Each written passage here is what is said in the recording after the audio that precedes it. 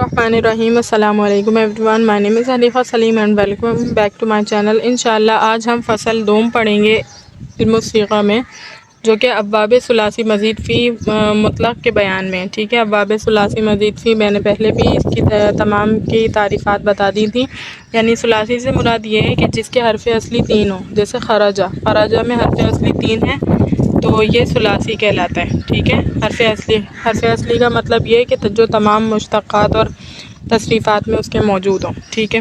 تو ثلاثی یعنی کہ تین الفاظ موجود ہوں گے، البتہ مزید فی ہے، یعنی واحد مذکر غائب میں ان تین حروف اصلیہ کے علاوہ بھی کوئی اور حروف موجود ہوں گے۔ جیسے ہم نے مجرد پڑھا تھا، تو مجرد میں صیغہ واحد مذکر غائب میں حروف اصلیہ کے علاوہ کوئی زائد حروف موجود نہیں ہوتا، لیکن مزید فی جو ہوتا ہے اس میں کوئی نہ کوئی حرف زائد بھی موجود ہوتا ہے۔ مثال کے ذریعے سے میں آپ کو سمجھا دیتی ہوں۔ دیکھیے میں نے خراجہ جو ہے مثال دی تھی مجرد پڑھاتے ہوئے کہ خراجہ میں دیکھیں تین الفاظ ہیں، خراجیم، ٹھیک ہے۔ یہ تین الفاظ ہیں تو پتہ چلا کہ یہ ثلاثی ہے، ثلاثی، ٹھیک ہے۔ اور خراجہ واحد مذکر غائب میں صرف تین الفاظ ہیں، حروف اصلیہ ہی موجود ہیں، تو ہم نے کہا تھا یہ مجرد ہے۔ لیکن اگر میں خراجہ سے استخرجہ بنا دیتی، ٹھیک ہے، خراجہ سے استخرجہ اگر میں بنا دوں تو اس صورت میں یہ بھی واحد مذکر غائب کا صیغہ ہے، لیکن اس کا باب الگ ہے، یعنی اس کا باب خرجہ یخرج باب نصرہ ہے، اور استخرجہ کا باب استفعال ہے۔ تو استفعال میں آ کر کیا ہوا، خراجیم کے علاوہ بھی تین الفاظ ایڈ ہو گئے، الف، سین اور تا۔ تو الف، سین اور تا کے بدلنے سے یعنی ایڈ ہونے سے یہ اب حرف اصلیہ یعنی مجرد والا نہیں رہا، بلکہ یہ مزید فی میں تبدیل ہو گیا ہے، ٹھیک ہے۔ تو یہی مطلب ہوتا ہے ثلاثی مزید فی کا مطلق کے بیان میں، ٹھیک ہے۔ مطلق ہوگا یعنی اس کا جو ہے نا ہم غیر مطلق نہیں ہوگا، صحیح، غیر مطلق نہیں ہوگا، مطلق ہوگا۔ ثلاثی مزید فی کی دو قسمیں ہیں، ملحق اور غیر ملحق۔ ثلاثی مزید فی جو ہوتا ہے وہ آپ کے پاس دو قسموں کا ہوتا ہے، ایک ملحق ہوتا ہے اور دوسرا کیا ہوتا ہے، غیر ملحق ہوتا ہے، یہ یاد رکھیے گا۔ اس کے بعد کہتے ہیں کہ ملحق اسے کہتے ہیں جو حرف کی زیادتی کی وجہ سے رباعی کے وزن پر ہو جائے اور باب ملحق بھی کے معنی کے علاوہ دوسرے معنی اس میں نہ ہوں، جیسے جلببا، ٹھیک ہے۔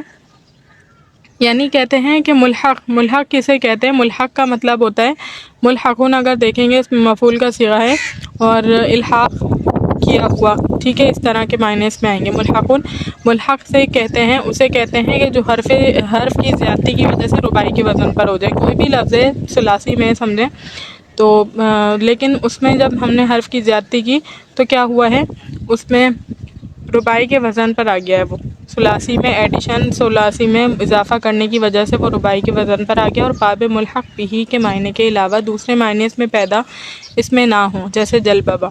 اور باب ملحق بھی یعنی کہ جس سے الحاق کیا ہے، جس میں سے اصلی صیغے میں سے جس میں سے نکالا ہے نا اسے، اس صیغے کے علاوہ اس کے دوسرے معنی پیدا نہ ہوں، تو پھر یہ ملحق کہلاتا ہے، ٹھیک ہے۔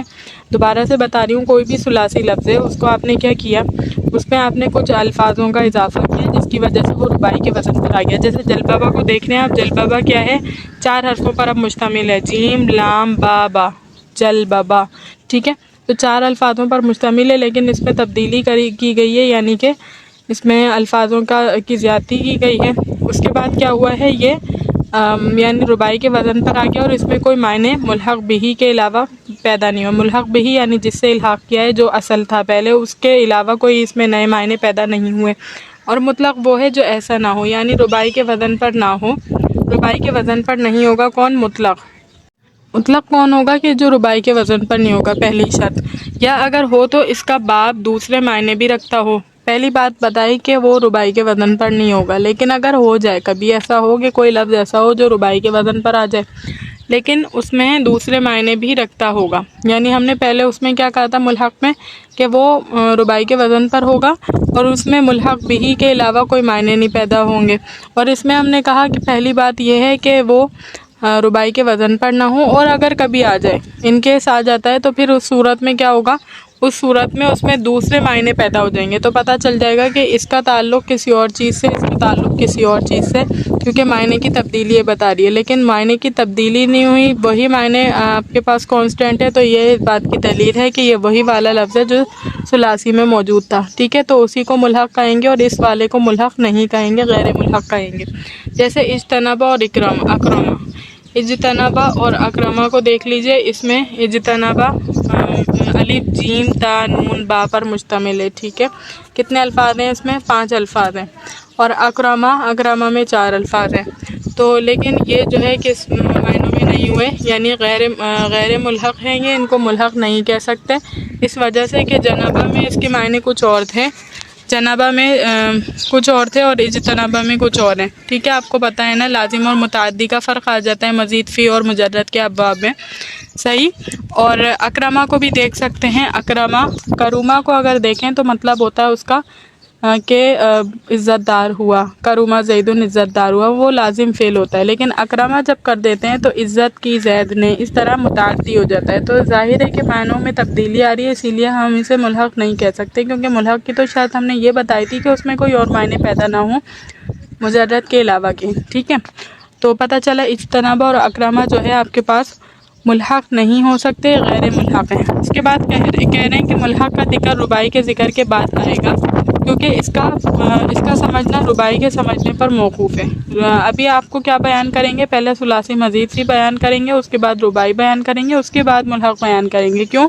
کیونکہ ملحق کا سمجھنا جو ہے وہ رباعی کے سمجھنے پر موقوف ہے۔ ظاہر ہے آپ کو پہلے پتہ چلے گا کہ 4 حروف اصلیہ والے صیغے، حروف اصلیہ والے لفظ کیسے ہوتے ہیں، پھر آپ اس کو الحاق کر سکیں گے، پھر اس کی قوانین اور ضوابط کو پڑھ سکیں گے، ٹھیک ہے۔ سمجھنے پر موقوف ہے، لہٰذا اولاً مطلق کا بیان کیا جاتا ہے۔ مطلق کا بیان کریں گے جس کو غیر ملحق بھی کہتے ہیں، صحیح۔ مطلق کا بیان کرنے کے بعد، اور اس کی 2 قسمیں با حمزہ وصل اور بے حمزہ وصل۔ مطلق جو ہے آپ کے پاس وہ با حمزہ وصل بھی ہو سکتا ہے اور بے حمزہ وصل بھی ہوتا ہے۔ مطلق کا مطلب دیکھیے، مطلق غیر ملحق ایک چیز ہے، ٹھیک ہے۔ مطلق جب بھی کہیں گے مطلب یہ ہے کہ غیر ملحق کو بیان کرنا چاہ رہے ہیں، تو غیر ملحق حمزہ وصل کے ساتھ بھی ہو سکتا ہے، حمزہ وصل کے بغیر بھی ہو سکتا ہے۔ جیسے حمزہ وصل کا کیا مطلب ہوتا ہے؟ ایک الف ہوتا ہے، یعنی اس کے نیچے پھر کوئی بھی حرکت دی ہوئی ہوتی ہے، صحیح۔ جیسے کہ امر کے شروع میں جو حمزہ ہوتا ہے وہ بھی حمزہ وصل ہوتا ہے، اسی وجہ سے کیا ہوتا ہے کہ تلفظ کے یعنی اس سے پہلے والا حرف بھی متحرک ہو اور اس حمزہ کے بعد والا حرف ساکن ہو، تو پہلے والے حرف کو ساکن حرف سے ملا دیتے ہیں اور الف کو ساکت کر دیتے ہیں، الف کی تلفظ کو، ٹھیک ہے۔ جیسے اجتنبا لکھا ہوا ہے نا یہاں پر، تو الف کیا ہے اس کا حرف یہ حمزہ وصل ہے۔ اگر میں یہاں لگا دیتی مجتنبا، میم الف زبر ما یہاں لگا دیتی، تو اس صورت میں اس کی پروننسیشن کیا بنتی؟ مجتنبا، ما اجتنبا نہیں رہتی، کیونکہ الف جو ہے وہ حمزہ وصل کا ہے، اس لیے ہم کہتے ہیں مجتنبا، ٹھیک ہے، اس طرح سے۔ تو کہہ رہے ہیں با حمزہ وصل اور بے حمزہ وصل پہلی کے 7 باب ہیں، ٹھیک ہے۔ با حمزہ وصل کے 7 باب ہیں۔ باب اول افتعال۔ اب یہاں پر آپ نے کیا بات شروع کی ہے؟ یہاں پر یہ بتایا گیا ہے کہ جو آپ کے پاس ثلاثی مزید فی ہیں با حمزہ وصل، جن میں حمزہ وصل آتا ہے، وہ 7 باب ہیں ٹوٹل، ٹھیک ہے۔ آپ کو 1 بائی 1 تفصیل سے سمجھایا جائے گا۔ باب اول افتعال، اس باب کی علامت یہ ہے کہ اس میں فا کلمے کے بعد تا زائد ہوتی ہے، ٹھیک ہے۔ فا کلمے کے بعد کیا ہوتی ہے؟ تا زائد ہوتی ہے۔ اب آپ نے واحد مذکر غائب کے صیغے سے اس کی علامت کو یاد رکھنا ہے، ٹھیک ہے۔ جیسے میں آپ کو ابھی دکھاؤں گی تو آپ کے سمجھ میں آ جائے گا۔ دیکھیے اجتنبا واحد مذکر غائب کا صیغہ ہے، صحیح۔ سب سے پہلے جیسے الاجتناب پرہیز کرنا، انہوں نے الاجتناب سے گردان لکھی ہے یہاں پر باب افتعال کو ظاہر کرنے کی۔ تو اجتنبا کو دیکھیں گے آپ کو خود بخود اس باب کی علامت یاد ہو جائے گی، اور علم الصرف میں بھی آلریڈی آپ نے یاد کری ہوئی ہوگی اور یہاں پر پکی ہو جائے گی، ٹھیک ہے۔ دیکھیے اب اجتنبا میں جیم نون با حرف اصلی ہیں، جیم نون با۔ اب آپ سوچ سکتے ہیں جیم نون با جب حرف اصلیہ ہیں تو کون کون سے حروف زائد ہیں؟ الف زائد ہے، ٹھیک ہے، اور تا زائد ہے، صحیح، یہ سمجھ آ گیا۔ تو اب اس کی علامت کو آسانی سے آپ یاد رکھ سکتے ہیں۔ دیکھیں انہوں نے کہا اس باب کی علامت یہ ہے کہ اس میں فا کلمے کے بعد تا زائد ہوتی ہے۔ یہ رہا فا کلمہ جیم، صحیح، جیم جو میں ہائی لائٹ کر رہی ہوں، جیم، اس کے بعد یہ ہے تا، تو وہی سمجھ آ گئی، فا کلمے کے بعد تا زائد ہے۔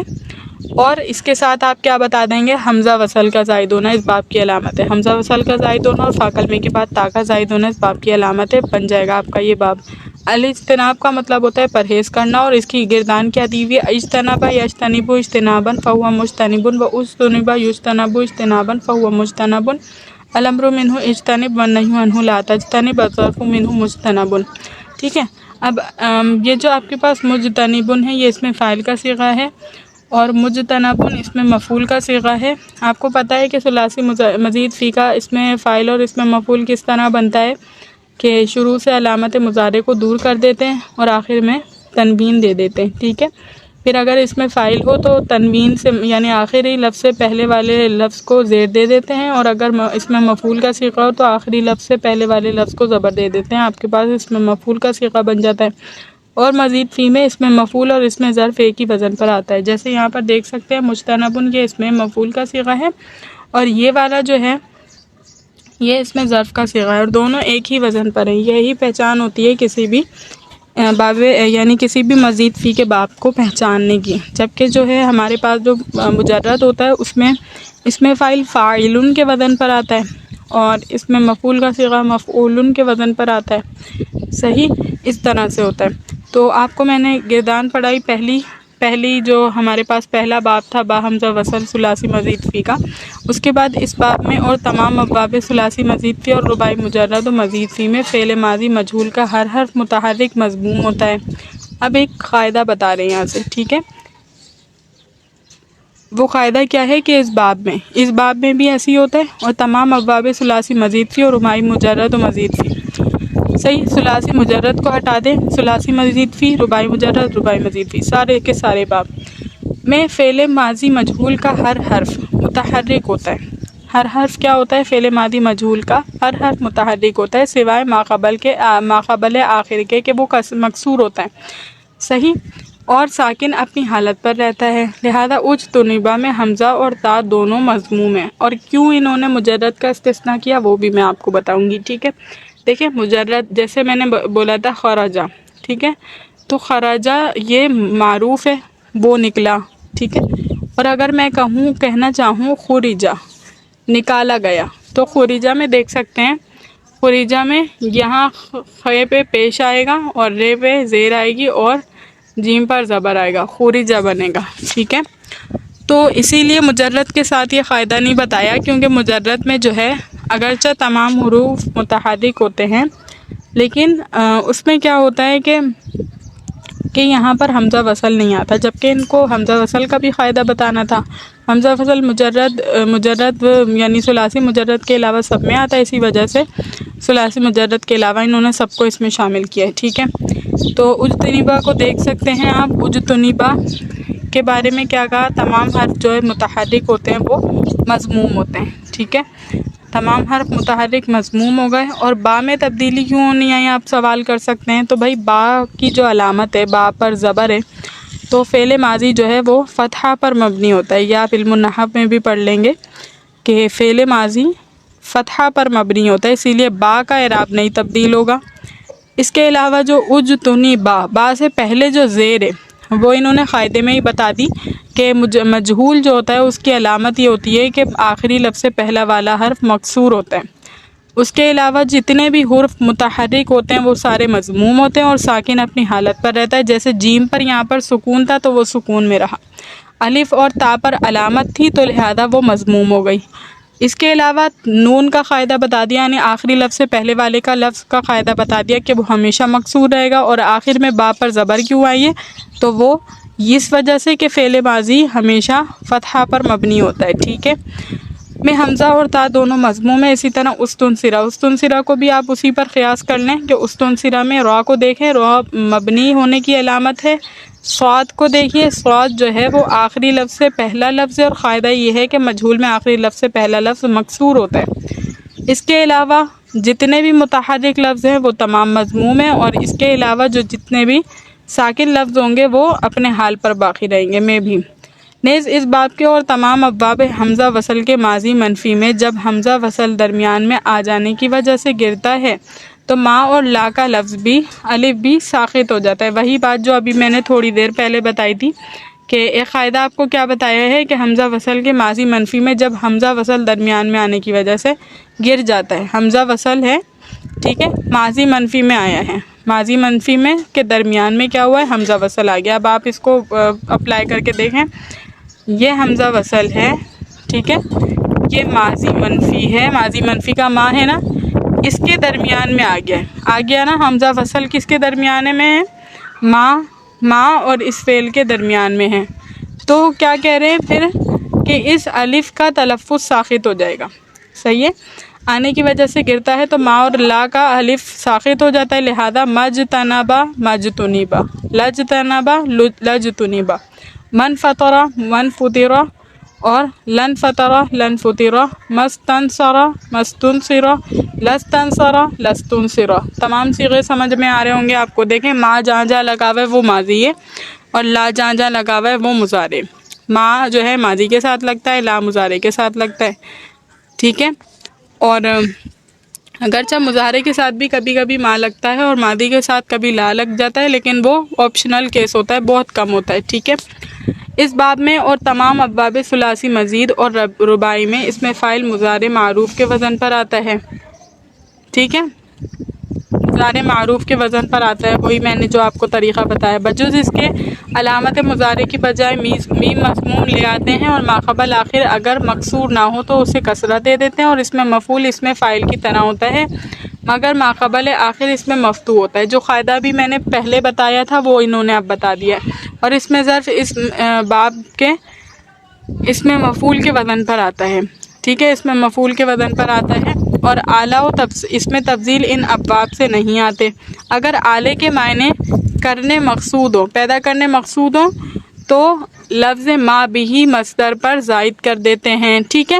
دیکھیے آپ نے مجرد میں پڑھا تھا، آلے کے صیغے پڑھے تھے، جیسے مفعول مفعلۃ مفعال وغیرہ، صغریٰ کبریٰ اور وسطیٰ کے بارے میں، لیکن یہاں پر کیا بتایا جا رہا ہے؟ مزید فی میں آپ اعلیٰ نہیں لکھ سکتے اس طرح کے وزن سے، اوزان نہیں ہے اس کے کوئی۔ البتہ اگر کبھی اعلیٰ کے معنی ادا کرنے ہوں مزید فی کے ذریعے سے، تو اس وقت کیا کریں گے؟ ما بھی لگائیں گے، ٹھیک ہے، یعنی اس چیز کے ذریعے سے ایسا ہوا، اس طرح بتائیں گے آپ، ٹھیک ہے، ما بھی لگائیں گے، مصدر پر زائد کر دیتے ہیں۔ مثلا ما بھی الاجتناب کہتے ہیں، اور اگر معنی، ٹھیک ہے، کیا کرتے ہیں؟ ما بھی الاجتناب، کہیں آپ کے آلے کے معنی ادا کرنے ہیں اوزار کے کسی، تو ما بھی الاجتناب کہیں گے، اور اگر معنی تفضیل ادا کرنے ہوں تو مصدر منصوب پر لفظ اشد زائد کرتے ہیں، مثلا اشد اجتنابا کہتے ہیں۔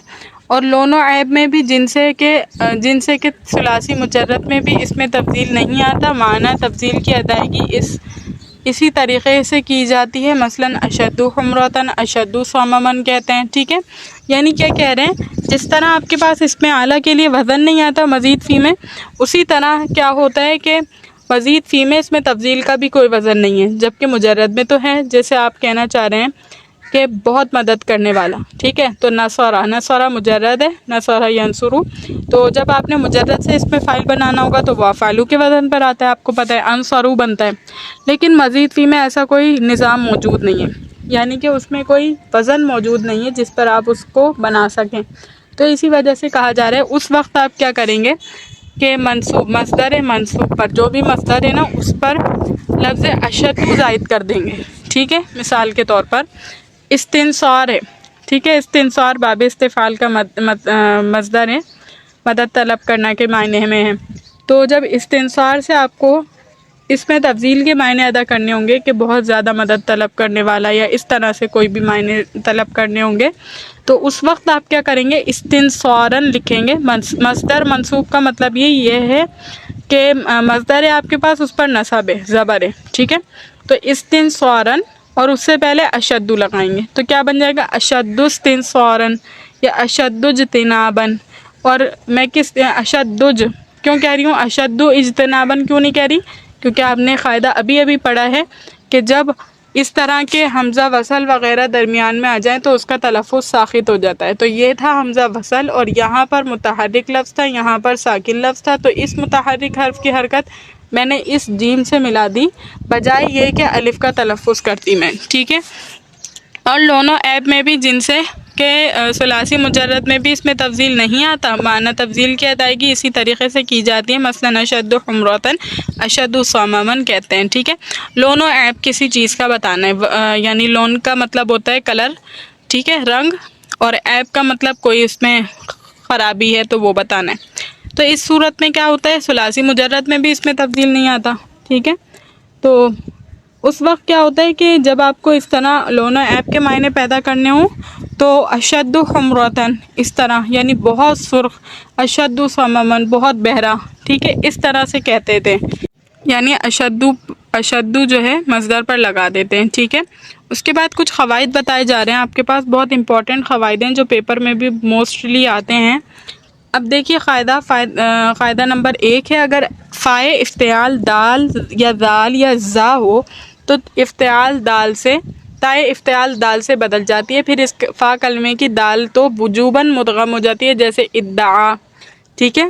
اب یہاں پر قاعدہ بتایا جا رہا ہے، اگر آپ کے پاس فائے افتعال، جو فا ہوتی ہے نا، افتعال میں جو فا ہے، الف فا در اف، ٹھیک ہے، تو جو فا ہے اگر فائے افتعال دال ذال یا زا ہو، دال زال یا زا ہو تو تائے افتعال کو، صحیح یہ افتعال تھا، اس میں یہ فا ہے، اگر فا دال زال یا زا میں سے ہو تو اس تائے افتعال کو، یہ جو تا ہے آپ کے پاس افتعال کی تا، اس کو آپ کیا کریں گے، دال سے بدل دیں گے۔ کس سے بدلیں گے؟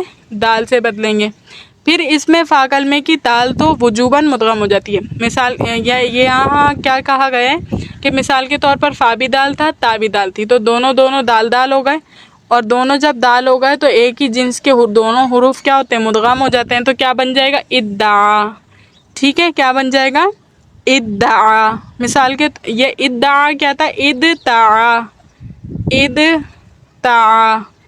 ٹھیک ہے۔ ادتعا جب تھا تو ہم نے دیکھا کہ دال کیا ہے، فا کلمہ ہے یہاں پر، ٹھیک ہے، افتعال کے وزن پر۔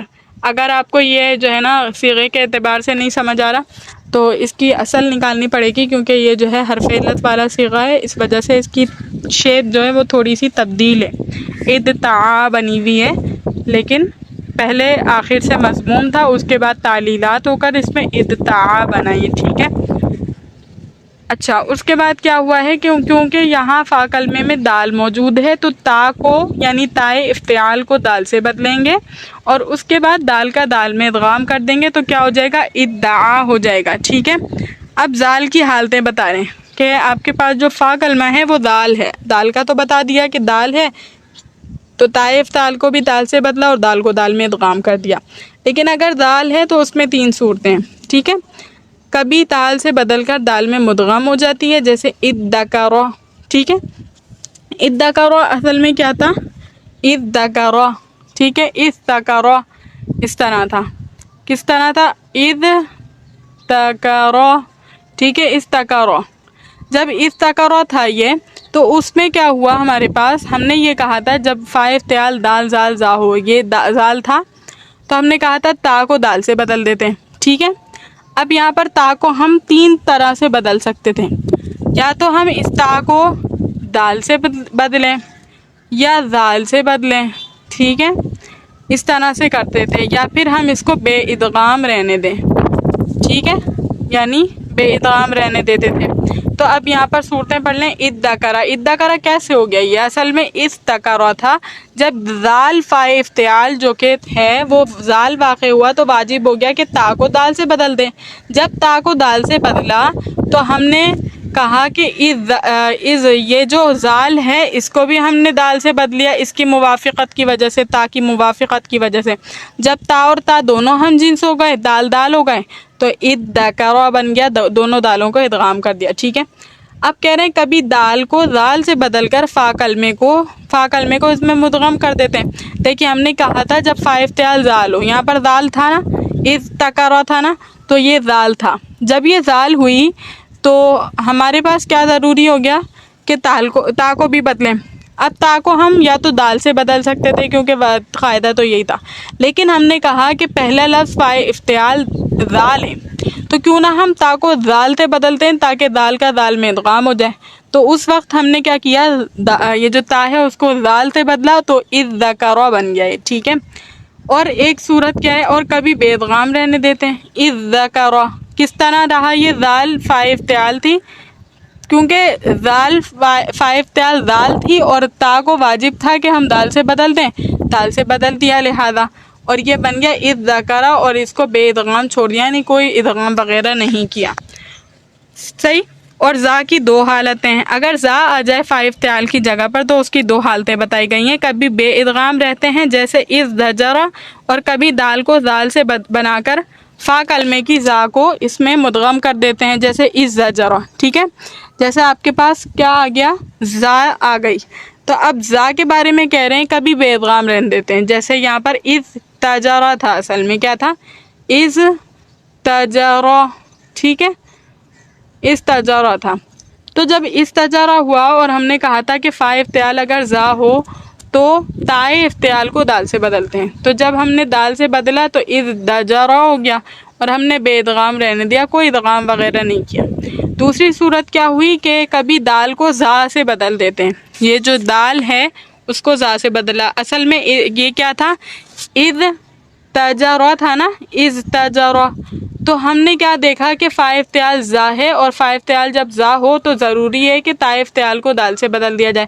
لیکن ہم نے کہا کہ اگر کیوں نہ ہم زا کو سے بدل دیں تاکہ زا میں مناسبت ہو جائے اور یہ دونوں آپس میں مدغم ہو جائیں، تو یہ کیا بن گیا، از زجرا بن گیا. ٹھیک ہے، اب دوسرے قواعد بیان کیے جا رہے ہیں کہ قاعدہ اگر فا افتعال صاد یا ضاد یا ضا ہو تو تائے افتعال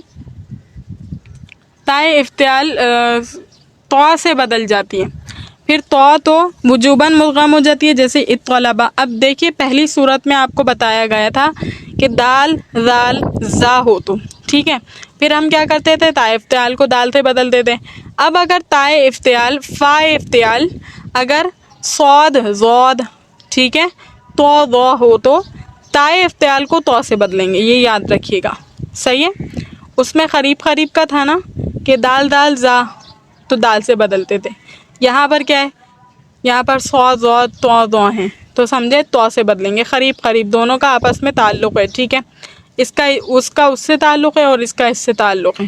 ٹھیک ہے، تو اگر فا کلمہ بھی تو ہے، ٹھیک ہے، فا کلمہ تو ہے اور بدلنا بھی کیونکہ تا کو تو سے ہے، تو ہم کیا کریں گے، ادغام کر دیں گے جیسے اطلبا. ٹھیک ہے، اطلبا میں کیا تھا، اصل میں اطلبا پہلے تو تھا پھر تا تھا. جب پہلے تو آ گیا یعنی فا افتعال تو ہو گئی تو واجب تھا کہ تائے افتعال کو بھی تو سے بدل دیا جائے. جب دونوں جگہ تو ہو گئی تو ہم نے ان دونوں کو مدغم کر دیا. ٹھیک ہے، اور ضا کبھی تو ہو کر مدغم ہو جاتی ہے اور کبھی بے ادغام رہتی ہے. اب ضا آ گئی، ٹھیک ہے، فا افتعال میں کیا آ گیا، ضا آ گیا، تو کبھی کیا ہوگی، کبھی جو ہے تو سے بدل دی جائے گی. جیسے اطلما اصل میں کیا تھا، دیکھیے از تلاما تھا، از تلاما. ٹھیک ہے، از تلاما تھا. جب یہ اس تلاما تھا تو ہم نے یہ کہا تھا کہ فا افتعال اگر ضا ہو تو تائے افتعال کو تو سے بدلتے ہیں. لیکن ہم نے یہ ٹھیک ہے، ہم نے یہ کہا کہ جب فا کلمہ ضا ہے تو کیوں نہ ہم تا کو بھی، یعنی جو بدلنے والا تو ہے، تا جو بدلنے والی تو ہے، تو کیوں نہ ہم ضا سے بدل دیں اور ضا کا ضا میں ادغام کر دیں. تو اس ظلمہ جبی ہو گیا. ٹھیک ہے، اور اطلما کیسے ہوگا، اطلما جب تو کو، یہ جو ضا ہے اس کو تو سے بدل دیں گے، تو کا تو میں ادغام کر دیں گے تو اطلما بنے گا. اور جب بے ادغام رہنے دیں گے تو اس طلما بنے گا. اس طلما کی کیا صورت ہے، از طلما، یہ جو تو تھا یہ تا تھا. پہلے ہم نے یہ کہا کہ جب ضا فا کلمے میں آ گیا تو اس تا کو تو سے بدلنا لازم ہو گیا اور تو سے بدل دیا اور بے ادغام رہنے دیا. اس ظلمہ بھی والی صورت سمجھ میں آ گئی ہوگی. میں نے آگے پیچھے تھوڑا بول دیا لیکن سمجھ میں آپ کے آ جانی چاہیے کیونکہ ساری بات وہی ہے جو پچھلی گزر چکی ہے. اور صاد اور ضاد بے ادغام رہتے ہیں. ٹھیک ہے، صاد اور ضاد کیسے رہتے ہیں، بے ادغام رہتے ہیں. اس طبارہ اور اس طرابہ، اور کبھی تو کو صاد یا ضاد سے بدل کر ادغام کر دیتے ہیں. صاد ضاد کا بھی ہم نے ذکر کیا تھا نا، اس میں صاد ضاد ہو تو پھر تا افتعال کو تو سے بدلتے ہیں. تو کہہ رہے ہیں کبھی جب یہ بدلتے ہیں تو اکثر و بیشتر کیا ہوتا ہے، بے ادغام رہتے ہیں. جیسے اس طبارہ کو دیکھیں، اس طبارہ اصل میں کیا تھا، اس طبارہ اصل میں اس کا مادہ جو ہے نا صبر ہے، صبر، برداشت کرنا، صبر کرنا جو ہم اردو میں کہتے ہیں وہ ہے. لیکن جب باب افتعال سے آیا تو اس طبارہ کے اس پر آئے گا، وزن پر آئے گا. جب اس طبارہ کے وزن پر آئے گا تو فا کلمہ صاد ہے تو تائے افتعال کو تو سے بدلنا واجب ہو گیا. جب واجب ہو گیا تو سے بدل دیا، اور ہم نے کہا کہ بے ادغام رہنے دیتے ہیں تو اس لیے استعبرا آ گیا، ٹھیک ہے۔ پھر استرابا آیا، ٹھیک ہے۔ اضطراب جو اردو میں کہتے ہیں بے چینی کی کیفیت کو، وہ تھا اصل میں، ٹھیک ہے۔ تو اضطراب تھا اصل میں۔ پھر جب اضطراب کو دیکھا تو فا افتعال جو ہے وہ ضاد ہے، اور ضاد جب ہو تو پھر تا افتعال کو تو سے بدلنا لازم ہوتا ہے، تو سے بدل دیا اور بے ادغام رہنے دیا۔ اور کبھی تو کو صاد یا ضاد سے بدل کر ادغام کر دیتے ہیں، جیسی پہلی صورتوں میں ہم نے کرا ہے کہ اس صبرہ اصل میں کیا تھا، اس تبارہ، ٹھیک ہے۔ جب تا کو تو سے بدلنا لازم ہوا، لیکن ہم نے دیکھا فا افتعال صاد ہے، تو فا افتعال کو صاد دیکھ کر ہم نے تا کو جو تو بننے والی تھی ہم نے کیا بنا دیا، صاد بنا دیا۔ جب دونوں صاد جمع ہو گئے تو اس صبرہ بن گیا۔ اسی طرح اس ضربہ بھی ہے، ٹھیک ہے۔ اس ضربہ اس ترابہ تھا اصل میں، پھر ہم نے تا کو تو سے بدلنا تھا، لیکن ہم نے دیکھا فا افتعال ضاد ہے تو ہم نے ضاد سے بدل دیا اور دونوں کا ادغام کر دیا۔ اس کے بعد قاعدہ بتایا جا رہا ہے آپ کو کہ اگر فا افتعال سا ہو تو جائز ہے کہ تا کو سا سے بدل کر ادغام کر دیں۔ فا افتعال اب کیا آ گئی، سا آ گئی، تو جائز کیا قرار دے رہے ہیں کہ تا کو سا سے بدل دیں اور ادغام کر دیں، اس سارا، ٹھیک ہے۔ یہاں پر ہم نے ادغام کر دیا۔ اس کے بعد کیا ہے قاعدہ نمبر 4، عین افتعال اگر تا سا جیم زا دال ذال سین شین صاد ضاد طاء ظا ہو تو اب کس کی، عین افتعال کی۔ فا افتعال کی بات ختم ہو گئی، عین افتعال کی بات کر رہے ہیں کہ اگر ان حروف میں سے کسی میں سے کچھ ہو، تو جیسے اختصامہ، ٹھیک ہے۔ اختصامہ کو دیکھیے، افتعال کے وزن پر رکھیں گے تو عین کلمہ بنتا ہے، صاد کیا بنتا ہے، افتعال اختصامہ، تو صاد عین کلمہ بن رہا ہے۔ اور اہتدا میں بھی دیکھ لیجئے کہ اہتدیو تھا اصل میں، اہتدیو، ٹھیک ہے۔ تو اس میں کیا ہوا ہے، دونوں میں تو تائے افتعال کو ہم جنس سے عین کر کے ہم جنس سے عین کر دیں گے، جو جنس عین کی ہوگی وہی کر دیں گے، ٹھیک ہے۔ یعنی یہاں پر دال تھا تو دال کی طرح کر دیں گے، صحیح ہے۔ کس کو کریں گے ہم، دیکھیے عین افتعال اگر تاسا ہو تو جیسے اہتدا تو تائے افتعال کو بدلنا ہے، ٹھیک ہے۔ عین افتعال ان میں سے تو تا افتعال کو بدلنا ہے، بس سارے کیسز میں کیا ہو رہا ہے، تا کو ہی بدل رہے ہیں، لیکن پہلی والی صورتوں میں فا کو دیکھ کر بدلتے تھے اور اس صورت میں عین کو دیکھ کر بدلتے ہیں، ٹھیک ہے۔ تو تائے افتعال کو ہم جن سے عین کر کے اس کی حرکت ماقبل کو دے کر ادغام کر دیتے ہیں، صحیح ہے۔ تائے افتعال کو کیا کریں گے، جیسے اختصامہ میں دیکھیے، اختصامہ میں یہاں پر جو تائے افتعال تھی، یعنی اختصامہ تا تھی نا اختصامہ میں، تو ہم جن سے عین کر کے، ہم جن سے عین یعنی صاد کے ہم جنس، تا کو ختم کر دیں گے، تا کو کیا بنا دیں گے، صاد، اس کے بعد بھی صاد ہے، دو صاد جمع ہو گئے، تو دیکھیے اس کی حرکت ماقبل کو دے کر ادغام کر دیں گے، اس کی حرکت بھی ماقبل کو دے دیں گے، اختصامہ کی حرکت بھی ماقبل کو دے دیں گے، اور حمزہ وصل گر جاتا ہے، ٹھیک ہے۔ حمزہ وصل جب گر جائے گا تو پس قسمہ اور حدا ہو جائے گا، ٹھیک ہے، کیونکہ ہم نے ماقبل کو حرکتیں دے دی۔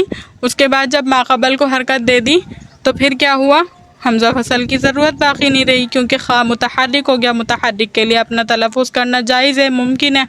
جب وہ لفظ ساکن ہوتا ہے تو ساکن کا تلفظ ابتدا میں محال ہے، اس لیے ہم حمزہ وصل لگاتے ہیں۔ جب ہم نے مسلسل حرکتیں منتقل کر دی پیچھے والے حرف کو تو پھر دشواری باقی نہیں رہی، اس وجہ سے کیا ہوا ہے، قسمہ، جیسے خصمہ، ٹھیک ہے۔ اور حدا، خصمہ کیا تھا، اختصامہ تھا، ٹھیک ہے۔